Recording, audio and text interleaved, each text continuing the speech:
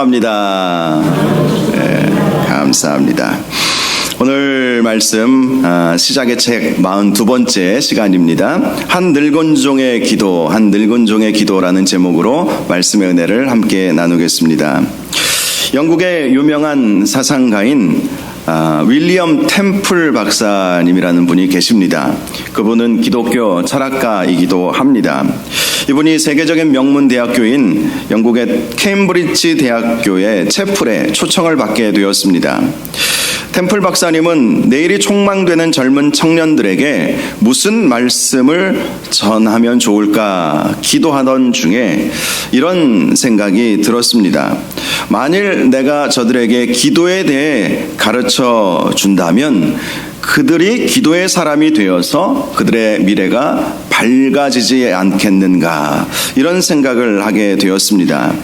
그래서 기도에 응답하시는 하나님이라는 제목의 설교를 준비해서 전하게 되었습니다. 그런데 막상 윌리엄 템플 박사님의 설교를 들은 학생들의 표정은 그리 밝지 않았습니다. 그 학생들은 영국을 대표하는 기독교 사상가에게서 조금 더 심오하고 깊은 학문적인 메시지가 나올 줄 알았습니다. 그런데 윌리엄 템플 박사님의 설교는 하나님께 기도하면 하나님께서 응답하여 주신다, 너무나도 단순한 메시지를 전했기 때문에 실망의 표정이 아주 가득했던 것입니다. 채플이 끝나자 한 학생이 손을 들어 질문을 했습니다. 박사님께서는 이 과학의 시대에 아직까지도 기도의 응답이라는 미신 같은 소리를 믿고 계십니까? 우연의 일치를 가지고 그리스도인들은 기도의 응답이라고 주장하는 것은 아닙니까? 당돌한 질문이지요. 이 질문을 받고 윌리엄 템플 박사님은 이렇게 대답해 주었습니다. 기도가 우연의 일치라고요? 물론 학생의 말대로 우연의 일치일지도 모릅니다. 그런데 한 가지 이상한 일이 있습니다. 내가 기도를 그치면 그 우연도 그쳐버린다는 것입니다. 그러니 기도가 얼마나 중요한 것이겠습니까? 이렇게 대답해 주었다고 합니다. 실제로 우리 그리스도인들도요, 기도했음에도 불구하고 그 기도가 응답되었는데 우연이 된 것은 아닌가, 이런 생각을 할 때가 있습니다. 그래서 저는 어떤 기도 제목이든지 간절히 하나님께 기도해야 된다고 늘 강조하지 않습니까? 간절히 기도하면 응답되면 하나님께서 나의 기도에 응답하여 주셨구나, 이런 생각을 갖게 되죠. 대충 설렁설렁 기도하다 보면 어떤 일이 이루어졌음에도 불구하고 우연이 됐나 보다, 될 때가 됐으니까 됐겠지, 이렇게 생각하기가 쉬운 것이죠. 그래서 간절히 기도하는 것이 중요합니다. 간절히 기도할 때 얻는 또 하나의 유익이 있죠. 하나님은 가장 선하신 것을 우리에게 주신다고 말씀하여 주셨기 때문에 간절히 기도하고 나서 응답되지 않았어도 실망하지 않습니다. 왜죠? 하나님께서는 더 좋은 것을 주시려고 하시는구나, 이렇게 생각을 전환할 수 있기 때문인 것입니다. 여러분, 이 세상에 우리가 성도가 하나님 앞에 기도했을 때 우연히 일어나는 일이 있겠습니까? 없습니다. 우리의 기도에 응답하시는 하나님의 필연만이 존재하는 것이죠. 오늘 본문 말씀을 보면 이삭의 아내를 구하러 간 엘리에셀에게 믿지 않는 사람들이 보기에 정말 우연과도 같은 일이 일어났음을 보여주고 있습니다. 그런데 그것은 우연히 이루어진 일이 아니었고 이 늙은 종의 기도를 하나님께서 응답하여 주신 결과였음을 우리에게 분명히 말씀해 주고 있습니다. 오늘 본문 10절을 보면 엘리에셀은 아브라함의 명령을 따라서 낙타 10匹를 이끌고 또 그 주인의 모든 좋은 것을 가지고 메소포타미아로 떠나게 되었습니다. 그리고 나홀의 성에 도착하게 되었습니다. 낙타 10마리, 아주 중요한 말씀에 아주 중요한 핵심적인 이 단어인데요. 이 낙타 10마리는 긴 여행길에 많은 짐을 싣고 가는 용도이기도 했지만 아브라함과 엘리에셀이 믿음으로 이 10마리를 끌고 간 것을 알 수 있어요. 왜냐하면 신부와 그 일행들을 데리고 오려고 하는 그 목적을 가지고 있었기 때문이었습니다. 당시 엘리에셀이 출발한 곳은 부엘라 헤로이였습니다. 부엘라 헤로이. 아브라함은 사라가 죽은 이후에 사라를 헤브론 땅에 장사 지냈죠. 그리고 부엘라 헤로이라고 하는 곳으로 옮겨서 거기에 거주하고 있었습니다. 부엘라 헤로이라고 하는 것은 가나안 남부 네게브 지역에 위치한 곳이었는데요. 이 아브라함과 이삭이 부엘라 헤로이에 거주하고 있었다는 것은 참 흥미로운 일이기도 합니다. 왜냐하면 이곳은 과거 사라가 하갈을 쫓아냈을 때에 하갈이 하나님을 만났던 곳이 바로 이 부엘라 헤로이였기 때문입니다. 많은 학자들은 당시 아브라함의 집에서 쫓겨난 하갈과 이스마엘이 바란 광야 근처인 이 부엘라 헤로이에 머물고 있었을 것으로 보고 있습니다. 그래서 이삭이 어머니가 죽은 이후에 그의 형 이스마엘과 아버지 아브라함을 화해시키기 위해서 아버지에게 아버지 우리 형님이 있는 이스마엘 형님이 있는 부엘라 헤로이에 가서 삽시다 그렇게 말씀을 드려서 그곳에 거주하게 되었다고 그렇게 많은 학자들이 보고 있는 것이죠. 이삭은 굉장히 평화의 사람이었어요. 성경을 보면 이삭에 대해서 아주 평화의 사람이라는 것을 우리가 발견할 수가 있는데요. 이스마엘과 아브라함의 둘 사이를 중재하는 그러한 역할을 하기 위해서 부엘라 헤로이에 머물게 되었다고 보는 것이죠. 이 부엘라 헤로이에서 엘리에셀이 지금 도착한 이 나홀의 성 이 하란 땅 나홀의 성까지의 거리는 직선 거리로 약 800km 이상이 됩니다. 이 하란 땅까지 가기 위해서는 유프라테스 강을 따라서 가는 길로 아마 갔을 것이기에 실제로는 1000km가 넘는 거리였습니다. 이 정도 거리라면 한 달은 좋게 걸리는 그러한 거리였던 것이죠. 당시 나이가 많은 엘리에셀에게 있어서 이 부엘라 헤로이에서 하란 땅 나홀의 성까지 한 달 가까이 걸리는 이 길을 간다는 것, 강과 산과 사막을 건너서 간다는 것은 쉬운 일은 아니었을 것입니다. 그런데 성경을 보니까 이 엘리에셀이 하란 땅까지 갔던 나이가 과거 아브라함이 하란 땅에서 떠났을 때의 나이와 비슷하다라는 사실을 발견하게 됩니다. 아브라함이 하란 땅을 떠났을 때 그의 나이가 75세였죠. 엘리에셀이 부엘라 헤로이를 떠나서 하란 땅에 도착했었을 때의 나이도 대략 75세 전후가 되는 것이죠. 아마도 엘리에셀은 그 길을 가면서 이런 생각을 했을 것입니다. 과거 65년 전 나의 주인 아브라함이 이 길을 따라 가나안 땅으로 오는 것이 쉽지 않았겠구나. 나도 이렇게 힘든데 내 주인도 너무나 힘들었겠구나. 그래도 나는 정확한 목적지가 있어서 이렇게 편하게 가고 있지만 당시 아브라함은 앞으로 어떤 일이 생길지 알지 못하는 상황 속에서 길을 떠났다는 것은 대단한 모험이었겠구나. 생각해보면 생각해볼수록 나의 주인 아브라함은 참 믿음의 사람이었구나. 나도 하나님의 명령을 따라서 이 하란 땅으로 가는 이 길 믿음으로 가야 되겠다. 이런 생각을 하지 않았을까 싶습니다. 엘리에셀은 그 머나먼 길을 가면서 하나님의 명령에 순종한 아브라함을 생각한 것이지요. 그리고 자기도 하나님의 명령에 순종하는 마음으로 그 험난한 길을 가고자 결단했던 것입니다. 11절 말씀을 보면 엘리에셀은 하나님의 은혜로 무사히 나홀의 성에 도착하게 되었습니다. 그리고 성박 우물 곁에 낙타를 쉬게 했습니다. 그런데 그때는 저녁 때였기 때문에 여인들이 물을 기르러 나왔을 때였습니다. 고대 근동의 여인들은 한낮 뜨거운 열기를 피해서 이른 새벽이나 또 해가 질 무렵에 물을 길러 나왔던 것이죠. 아마도 엘리에셀은 너무 어두워지기 전에 나홀의 성에 도착하기 위해서 아침 일찍 서둘러 출발을 했을 것입니다. 그래서 자신도 지쳤겠지만 낙타들도 지쳐있는 상태였기에 우물가에서 쉬게 했던 것이죠. 12절을 보면 나홀의 성에 도착한 엘리에셀은 우물을 길러 나오는 여인들을 보면서 이렇게 기도했습니다. 우리 주인 아브라함의 하나님 여호와여, 원하건대 오늘 나를 순조롭게 만나게 하사 내 주인 아브라함에게 은혜를 베푸시옵소서. 엘리에셀은 이제 본격적으로 이삭의 아내를 찾는 그 일을 시작함에 있어서 모든 일들이 순적하게 진행되도록 하나님 앞에 기도한 것입니다.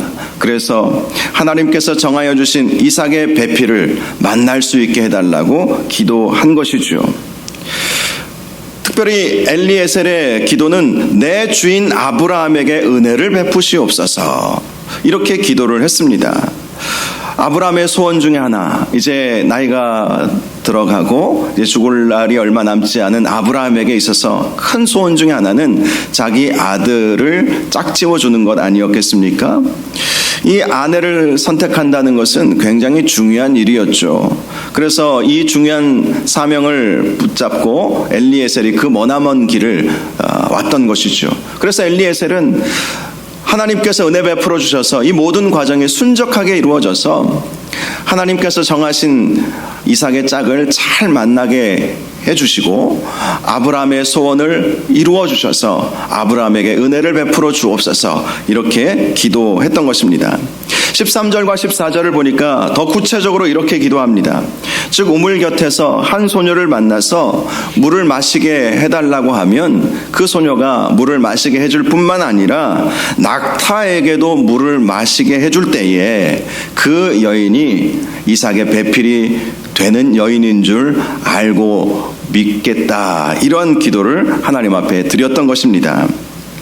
낙타는 한 번 물을 마시면 상당히 많은 양의 물을 마신다고 합니다. 자료를 찾아보니까 낙타는 한 번에 100리터 이상의 물을 단 10분도 안 되어서 마신다고 합니다. 그러니 10마리의 낙타에게 물을 준다는 것은 굉장히 많은 물을 주어야 하는 일이었죠. 적어도 1000리터 이상의 그 물을 주어야 하는 일이었습니다. 그런데 우물에서 한 바가지 퍼올릴 수 있는 물의 양이 대략 10리터 정도 되었다고 해요. 10리터는 10kg의 무게이죠. 결코 가볍지 않은 무게입니다. 그런데 이 10kg의 물을 낙타 10마리에게 배불리 먹이려면 적어도 100번 이상의 물을 길어 먹여야만 했던 일이었습니다. 생각해보면 엘리에셀이 하나님 앞에 드린 기도는 무리한 기도라고 생각될 수도 있습니다. 그런데 엘리에셀이 그러한 기도를 드린 것은 이삭의 아내가 될 여인이 그만큼 품성이 좋고 강인함과 인내심이 있는 여인이기를 바랬기 때문이었습니다. 그는 이삭을 비록 주인 아브라함의 아들이었어도 자기 아들처럼 생각하지 않았겠습니까? 아브라함이 자기에게 집안의 모든 살림을 맡겼다는 것은 아들 이삭에 대한 관리와 교육도 다 맡겼다는 것으로 생각해 볼 수 있습니다. 그래서 엘리에셀은 나이 많은 아브라함을 대신해서 때로는 큰형님처럼 때로는 아버지처럼 그를 보살펴 주었던 것이죠. 그러니 마치 자기 아들 장가 보내는 것처럼 이 이삭에게 최고의 여인, 하나님께서 준비하여 주신 최고의 여인을 만나게 해주고 싶은 마음으로 자기에게도 물을 주고 10마리의 낙타에게도 물을 배불리 먹여줄 수 있는 여인을 만나게 해달라고 기도했던 것입니다. 그런데 15절을 보니까 엘리에셀의 기도가 끝나기도 전에 르브가가 어깨에 물동이를 메고 등장하게 되었습니다. 이 리브가에 대해서는 아브라함의 동생 나홀의 아내 밀가의 아들 부두엘의 소생이라고 말씀을 하고 있습니다. 아브라함은 엘리에셀에게 하란 땅에 가서 자기 친족 중에 한 처녀를 이삭의 아내로 삼게 하라고 명령을 내렸는데 엘리에셀의 눈에 띈 여인이 바로 그 여인이었던 것이죠. 당시 우물가에는 나홀의 성에 살던 많은 여인들이 물을 길러 나왔을 것입니다. 그런데 엘리에셀이 기도를 마친 이후에 리브가가 눈에 바로 들어오게 되었던 것이죠. 이것은 하나님께서 기도의 응답을 이루시기 위해서 이 엘리에셀의 눈을 열어주셔서 보아야 할 것을 보게 했기 때문이었습니다. 기도라고 하는 것은 바로 그러한 은혜가 있는 것입니다. 기도할 때와 그렇지 않을 때 우리가 보는 것은 분명히 달라집니다. 분명한 것은 우리가 기도해야 보아야 할 것들이 보이기 시작한다는 것입니다. 하나님은 기도하는 사람들에게 지혜를 주시고 영안을 열어주셔서 보아야 할 것, 해야 할 것들을 보고 깨닫게 해 주신다는 것을 우리가 기억해야 할 것입니다. 16절을 보면 리브가는 보기에 심히 아름답고 남자를 가까이 하지 아니한 처녀였다라고 말씀을 하고 있습니다. 엘리에셀은 물 한 동이를 가지고 오는 리브가에게 다가가서 물을 좀 마시게 해달라고 요청을 했습니다. 리브가는 그 물을 마시게 했죠. 그런데 시키지도 않았는데 이 리브가는 당신의 낙타를 위하여서도 물을 길어 그것들로 배불리 마시게 하리이다 라고 말하면서 모든 낙타들을 위하여 물을 길어 마시게 하는 것입니다. 엘리에셀이 기도한 것처럼 자기에게도 물을 주었을 뿐만 아니라 시키지도 않았는데 10마리의 낙타에게 이 리브가가 물을 마시게 해 주었던 것이죠. 21절을 보면 엘리에셀은 리브가를 주목하며 여호와께서 과연 평탄한 길을 주신 여부를 알고자 했습니다. 즉 그녀의 외모나 품성 다 좋은데 그녀가 정말 아브라함의 친족인지 확인을 하고자 했던 것이죠. 그래서 22절과 23절을 보면 먼저 그녀에게 반세겔 무게의 금 코걸이 1개와 10세겔 무게의 금 손목걸이 1쌍을 주면서 네가 누구의 딸이냐라고 묻고 네 아버지의 집에 우리가 유숙할 곳이 있느냐라고 물어보았습니다. 엘리에셀이 당시 리브가에게 주었던 것은 굉장히 값비싼 예물들이었습니다. 오늘날의 시세로 100만 원 상당의 코걸이와 1,500만 원 상당의 금팔찌를 주었던 것이죠. 이것은 엘리에셀의 호의와 친절에 감사하기 위한 표시로서 선물로 주었던 것입니다. 그러자 리브가가 대답합니다. 나는 밀가가 나홀에게서 낳은 아들 부두엘의 딸이니이다. 그리고 자신의 집에 집과 사료가 많고 유숙할 곳도 있음을 알려주었습니다. 늙은 종의 기도가 그대로 응답되었던 것이죠. 이 엘리에셀은 하나님께 모든 과정이 순조롭게 이루어지기를 간절히 기도했습니다. 그래서 아브라함에게 은혜를 베풀어 달라고 기도했던 것입니다. 그런데 하나님께서 그 늙은 종의 기도를 온전히 응답하여 주셨던 것입니다. 성경을 보면 이 엘리에셀에 대한 말씀은 많이 나와 있지 않습니다. 그러나 오늘 본문에서 볼 수 있듯이 그는 기도의 사람이었던 것은 분명합니다. 그는 평생을 따라다녔던 아브라함이 기도하는 모습을 보았고 또 그렇게 기도했을 때에 하나님께서 그에게 범사에 형통하게 하셨음을 다 보았습니다. 그래서 그도 아브라함의 하나님을 자신의 하나님으로 믿고 기도하는 사람이 되었던 것입니다. 하나님은 바로 그러한 엘리에셀의 기도에 가장 선하게 응답하여 주셨던 것입니다. 26절과 27절을 보면 엘리에셀은 자신의 기도에 응답하여 주신 하나님께 머리 숙여 경배하고 하나님께 감사의 기도를 올려드렸습니다. 나의 주인 아브라함의 하나님 여호와를 찬송하나이다. 나의 주인에게 주의 사랑과 성실을 그치지 아니하였사오며 여호와께서 길에서 나를 인도하사 내 주인의 동생 집에 이르게 하셨나이다. 엘리에셀은 자신이 기도한 대로 하나님께서 응답해 주시자 그것이 자기 주인 아브라함에게 주의 사랑과 성실을 그치지 않은 것임을 감사하며 찬양했던 것입니다. 이 말씀을 통해서 엘리에셀은 늘 자기 주인 아브라함을 위해서 기도했음을 알 수가 있습니다. 그는 하란 땅으로 올 때에 자기 수고를 조금이라도 덜고자 빨리 좋은 사람 만나서 데리고 가게 해달라고 기도한 것이 아니었습니다. 그는 정말 아브라함에게 하나님의 사랑과 성실이 임하기를 원하는 마음으로 아브라함을 위해서 기도했던 것입니다. 그런데 하나님은 아브라함에게 은혜를 베풀어 주셨을 뿐만 아니라 엘리에셀의 수고도 덜어 주셨던 것이죠. 그래서 그를 순적하게 하셔서 아브라함의 형제의 집에 도착하게 해 주셨던 것입니다.